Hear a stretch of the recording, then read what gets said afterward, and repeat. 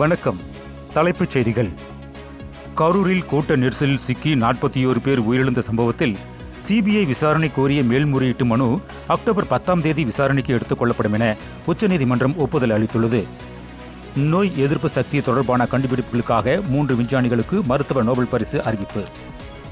15 மனைவிகள், 30 குழந்தைகள், 100 உதவியாளர்களுடன் தனி விமானத்தில் அமீரகம் வந்தடைந்த ஆப்பிரிக்க அரசர் அபுதாபி விமான நிலையத்தில் உற்சாக வரவேற்பு அளிக்கப்பட்டது. தனது செயலுக்கு வருத்தப்படவில்லை, மன்னிப்பு கேட்க மாட்டேன். தலைமை நீதிபதி மீது காலனி வீசிய ராகேஷ் கிஷோர் பரபரப்பு பேட்டி. கரூர் கூட்ட நெரிசலில் சிக்கி 41 பேர் உயிரிழந்தோர் குடும்பத்துடன் வீடியோ காலில் பேசி ஆறுதல் கூறினார் விஜய். தேமுதிக பொதுச் செயலாளர் பிரேமலதாவின் தாயார் மறைவு. முதலமைச்சர் மு.க. ஸ்டாலின், எடப்பாடி பழனிசாமி, கமலஹாசன் இரங்கல் தெரிவித்தனர். அரசு கேபிள் டிவி நிறுவனத்தில் தனியார் நிறுவனத்தின் அத்துமீறலை தடுத்து நிறுத்த கோரி அரசு கேபிள் டிவி ஆபரேட்டர்கள் சங்கத்தினர் சென்னையில் ஆர்ப்பாட்டத்தில் ஈடுபட்டனர். பத்ரிநாத் கோவிலில் நடிகர் ரஜினிகாந்த் சாமி தரிசனம். புகைப்படங்களும் வீடியோக்களும் சமூக வலைதளங்களில் வைரல். நாகை மீனவர்களை தாக்கிய மீன்பிடி உபகரணங்களை பறித்து இலங்கை கடற்கொள்ளையர்கள் அட்டூழியம்.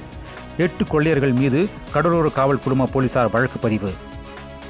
மருத்துவமனையில் இருந்து பாமக நிறுவனர் டாக்டர் ராமதாஸ் வீடு திரும்பினார். எனக்கு ஓய்வே கிடையாது என செய்தியாளர்களின் கேள்விக்கு பதிலளித்தார். கோ-கலர்ஸ் சொருமுகள் அலுவலகங்களில் வருமான வரித்துறை அதிகாரிகள் திடீர் சோதனை. வரி ஏய்ப்பு செய்திருப்பதாக வந்த புகாரின் அடிப்படையில் நடவடிக்கை. கரூர் விபத்தில் ஆட்சியர் எஸ்பி மீது தவறு உள்ளது. தமிழக காங்கிரஸ் முன்னாள் தலைவர் KS அழகிரி குற்றச்சாட்டு.